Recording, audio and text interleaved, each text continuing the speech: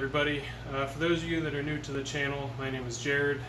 Over here to my right, I got my 1996 Bayliner 2050 40th anniversary edition. It's a mouthful, but I'm in the middle of restoring it, and this channel is kind of dedicated to the process and all the steps leading up to that. And for those of you that have been around for a little while, it seems like this is nothing, but to me it's kind of a huge deal. I actually just hit 100 subscribers, so appreciate all you guys that are sticking around and watching this stuff. The numbers just keep going up faster and faster kind of every month, so hopefully that continues. But today in this video I want to do something that's kind of a bit of an experiment. For those of you that have watched the last couple videos, you've seen I've been kind of finishing up glassing some things into the floor of the boat.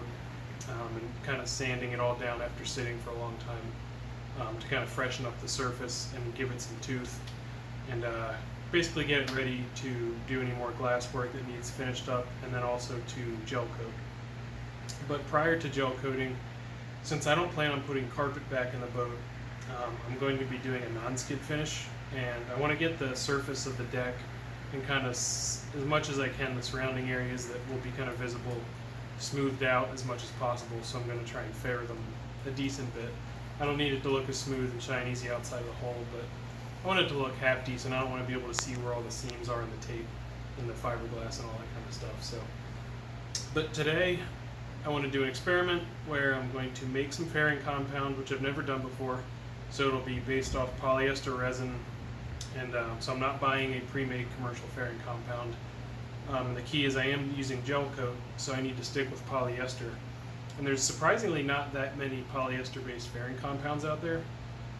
Almost all of them seem to be exclusively epoxy, which would not work with gel coat in theory. So I'm going to make my own with polyester resin, the same laminating resin I've been using this whole time. I have some 3M glass microspheres, which helps it be much more sandable and lightweight. And then also, if it's on a vertical surface, I'm going to put a little bit of cabosil in to give it some viscosity, or basically resistance to sagging on any vertical surfaces. So thanks for stopping by. Come along and we'll give this a shot. So, I also wanted to mention part of this experiment is I'm going to do 2 separate patches today and kind of see what works better for me. Bug. On one of the sides, I'm going to use the same fairing compound mixture I come up with, but I'm going to put surfacing wax additive into one batch, and then the other batch I'm going to use PVA. So the point of fairing compound is to give you a nice sandable material that's easy to get smooth and fair. Now with laminating resin, that will never fully cure unless you put some sort of surfacing wax additive into it, or PVA on top of it. I'm going to try those 2 things and see what works best for me. My fear is if I use too much glass microspheres and cabosil, that it's going to be hard for the surfacing wax to come all the way to the surface in a real thick resin.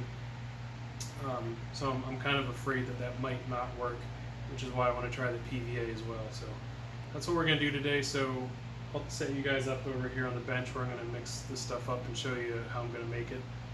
And then, again, in 2 different batches, and then we'll go spread it in the boat and let it cure and see how it goes. Alright guys, hopefully you can hear and see what's going on here. After I turned the camera off there, I hopped up in the boat and prepped an area. I just wiped it down with some acetone to get it ready for the fairing compound. And I also filled 2 cups here with 4 ounces each of laminating resin, poly resin. I also got my MEKP here ready, and the surfacing wax. One thing to note about this, it's a huge deal, is you want to make sure this stuff is warmed up a little bit, and a good way to know it's okay is if you look through the bottle, they're typically clear. If it looks clear and is totally liquid, you're fine. When this stuff cools off, what you'll notice is the wax will separate from the styrene inside, and you'll actually get kind of a cloudy layer separated from the styrene layer. You want to make sure, or make certain, that it is all kind of mixed together. So if you need to warm this up, what I like to do is microwave a cup of water and then plop this in it like 10 minutes ahead of time, and that should be more than enough. Now it's like 88 degrees in my garage right now probably, so it's actually perfectly fine. So I got that there. Mixing cups, got a couple mixing sticks here. Glass bubbles, these are just ones that I got. Really doesn't matter what brand you get. You can also use phenolic micro balloons, I think. I know they're compatible with epoxy. I don't know for sure with resin, but I know the glass ones are okay with polyester resin. They're cheap anyway. The only benefit of the phenolic ones is they're typically red, so it kind of tints your resin, so you can kind of see it when you're sanding it. But this kind of does too. This makes it whitish colored, and I think it's fine. And if you really wanted to, you could probably get some sort of tint to tint this so you can kind of distinguish the layers, but I'm not going to worry about that. So one thing I am going to do here in a second is I am going to put on my respirator, because if you guys have done this before, you know cabosil goes everywhere, and these things are just as bad, the glass microspheres, and you don't want to breathe this stuff in. So I really should have it on already with the resin here, but let's get started. Almost forgot. I'm going to write a W on this one, just so I know this is the one that gets wax added. So before you put anything in, you want to put the hardener or the MEKP in first, because if the resin gets too thick before you add it, you will have trouble getting it fully incorporated. So add the MEKP. I'm going to do it at about 1.5% because it's pretty warm. If it were closer to like room temperature, I would probably go full 2%. So I'm going to do about 1.5%, and then 2% of the surfacing wax and the one that gets wax. And then, to be honest with you, since I've never done this before, I'm just going to start adding glass bubbles till I kind of get to the consistency that makes sense.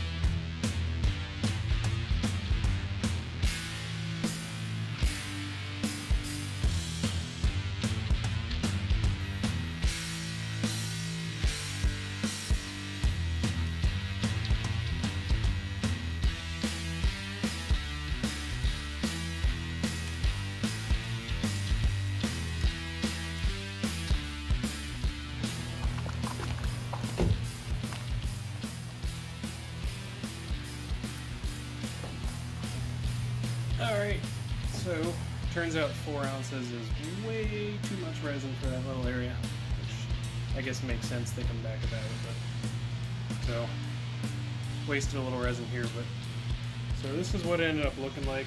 I'm by no means a professional, so this could probably look way better, but I mean, you can tell it filled in the weave of the glass and kind of leveled out some spots. So, and I also marked on the hull here, I don't know if you noticed, but wax and PVA just to keep it straight. I have a real thick piece here, and I was going to clean that up, but then I realized I'm actually going to leave that, so that'll give me an idea. If anything remains tacky after the fact, that if this is still tacky, then I know it's not setting up properly.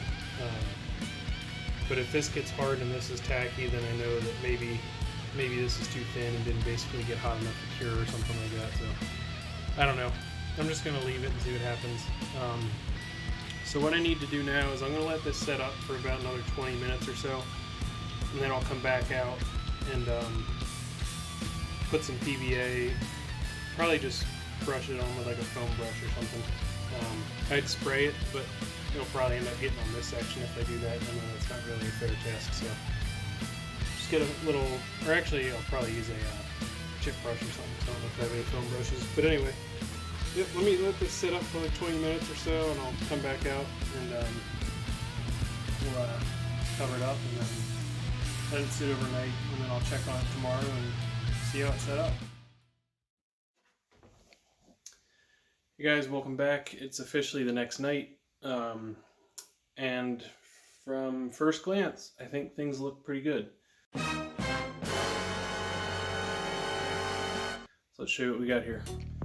So the first thing I want to do is I'll show you what I did already do after I removed the tape. I just kind of felt this just with the tips of my fingers, because I mean, if you've dealt with laminating resin before, if you just touch raw resin, I mean, days and days and days after, it still has that kind of tacky feel to it.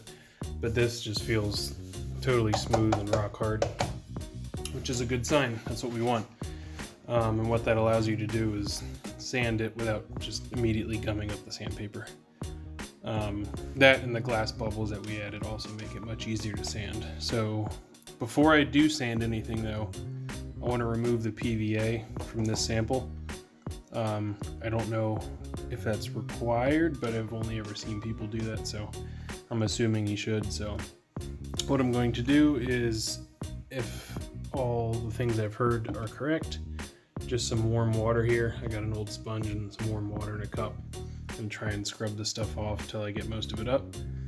And then I'm going to attempt to sand both of these and see if one tends to gum up any worse than the other, and if one sands any worse or better than the other. You know, just kind of totally subjective test here, but I'm going to do two types of things when I sand it. I have kind of a short little block I made here with a 2x3 and some 120 grit I put on with spray adhesive to give me kind of like a flat fairing block essentially.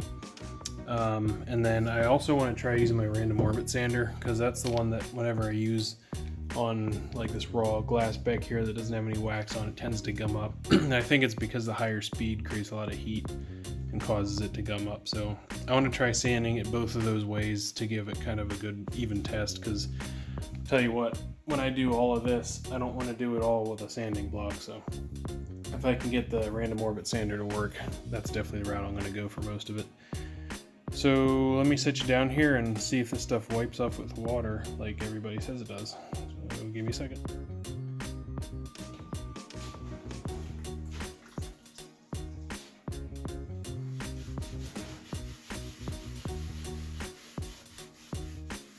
Three hours later. What the heck? It says dry film may be removed from substrate by peeling or washing with warm water. That's what I'm doing. Alright, so I did a little bit of quick research, and I think I know what happened. The water does not seem to be dissolving the PVA out. And it probably is, but it's still staying green. And the thing that was confusing me is it looked like it wasn't getting rid of it. So I think I know what happened. From my little bit of quick research, it sounds like I may have applied the PVA too soon. I didn't let the gel coat tack up enough. I think I should have waited like an hour to an hour and a half at least. And I did it after like 20-30 minutes. Thinking it would be fine, but because as of now, without doing anything yet, the wax seems like the way to go. But let me sand this down and kind of see what the results look like. So here we go.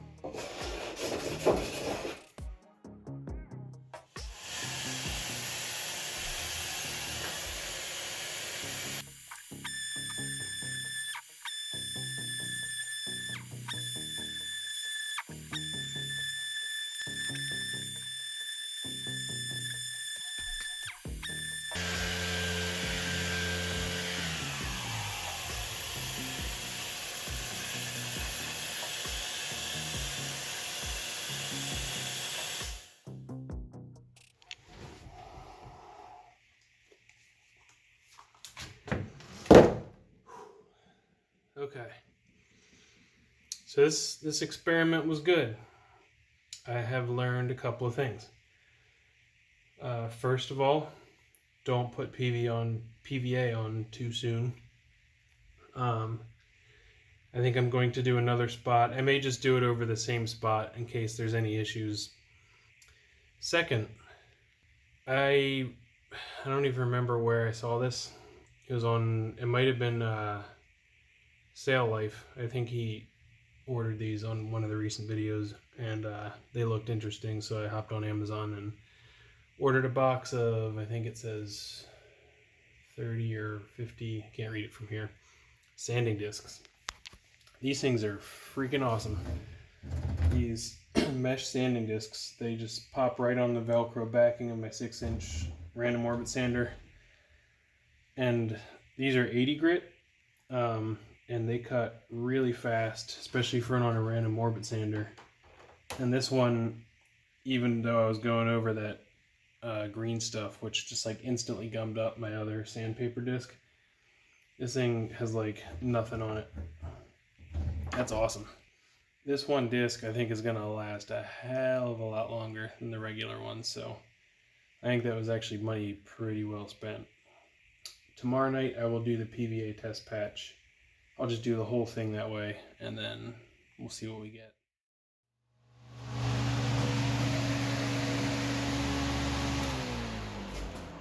Sorry. Getting toasty out. I had to turn the fan off. Okay.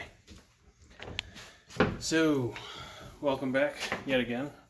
I got home from work tonight and threw down another layer of fairing compound over this whole area that I sanded last night. And this time I let it set up for about an hour, hour and a half, and then I put the PVA on. And there we go.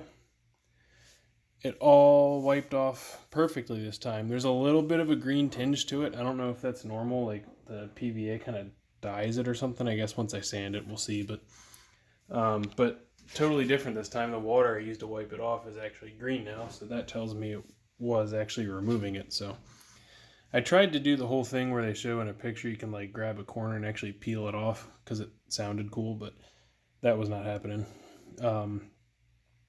So this should be set up. It doesn't feel tacky at all. But one thing I did notice is before I even put the PVA on, it didn't even feel tacky then. I don't know if that is because there's so many glass balloons in this stuff that it actually kind of cures hard anyway. I don't know. It's weird. So anyway, I'm going to try and sand this and compare it to last night's results. And if it doesn't gum up, I think PVA is going to be my route of choice here. So let's get suited up here with the respirator and sander and see how it does. Here we go.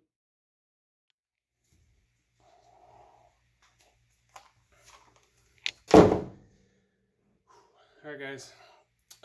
This worked way better than last night. So I put the PV on after hour and a half. Let it set up for about another hour, and it wiped right off with the warm water. That's the only downside to the PVA I'm seeing so far is you have to clean it off first because it by itself will gum up the sandpaper, but spent a little bit of time wiping it down, and this actually sanded even better than the waxed stuff last night. It sanded faster, and I only let the gel coat. I mean, I put it on, I don't know, about 2 hours ago. So I mean, it's not like it had a ton of time to set up. So it's probably still kind of soft even at that. So I think the PVA is the way to go. But I guess the moral of the story is either one of these will absolutely work. The wax, you just need to make sure you use it at the right percentage at 2%. And the critical thing, which is always true with wax, is make sure it's warm and not separated. Make sure your wax is heated up enough that it's incorporated in the styrene, and it worked great. I guess the only takeaway here is The main reason I'm going with the PVA and not the wax is just for the fact that on vertical surfaces, I'm just afraid that the wax will not make it to the surface once I add the cabosil. I'm just afraid the fairing compound is going to be so thick that it's not going to have a chance to get to the surface, and then I'm kind of stuck with resin or gel coat, or no, I guess resin in this case, that is just not fully cured and going through a ton of sandpaper. I don't have that many vertical surfaces that I'm going to fair. It's basically just going to be that side, that, and that side there. Those are really the only ones I'm worried about. Everything on the inside underneath, I'm probably going to do carpet, or I'm just not going to worry about it because you're not really going to see it. And everything else that I'm worried about is basically a horizontal surface. I guess I'll probably do this one too. This is a vertical surface, but everything else is going to be hidden by cushions and stuff like that. So yeah, that's going to do it, guys. I hope this video was helpful. It was an experiment for me, so obviously, as you saw, I kind of learned along the way of how this works. But hopefully this guy will show you guys how to do this. I couldn't find any info on YouTube on how to make polyester fairing compound. There's like a billion videos on people using epoxy fairing compound, or manufacturers showing videos of their epoxy-based fairing compound. And to be honest with you, I only found like 2 suppliers that even make a polyester-based material, and it just didn't make sense for me to buy that because I already had the resin and the glass bubbles. I don't even remember. I think I actually got those from work or something, but either way, they're basically free. They're super cheap, so it made sense in my case to make it myself. So hopefully this guy just will show you how to do it, and in the next video I'm actually going to be putting on fairing compound on all these surfaces I was talking about. I have a little bit more cleanup to do where there's a little bit of carpet glue remnants and stuff like that, but basically just need to wipe down all the stuff that I sanded in the last video with some acetone, get the hull cleaned out nice and good, and then it's going to be time to put down the fairing compound and sand it, and then it's going to be gel coat. And once the gel coat's done, I can put the motor back in. And that's going to be a huge, huge relief. Because, well, I mean, just the gel coat in here alone is going to make it look like it's done. I mean, let's be honest. That does not look like a finished boat. But the gel coat is going to make it look nice. So that's going to do it for this one, guys. Thanks for tuning in. Don't forget to like the video, subscribe, share it with people that you think might find this useful. And I guess we'll see you on the next one. Take care.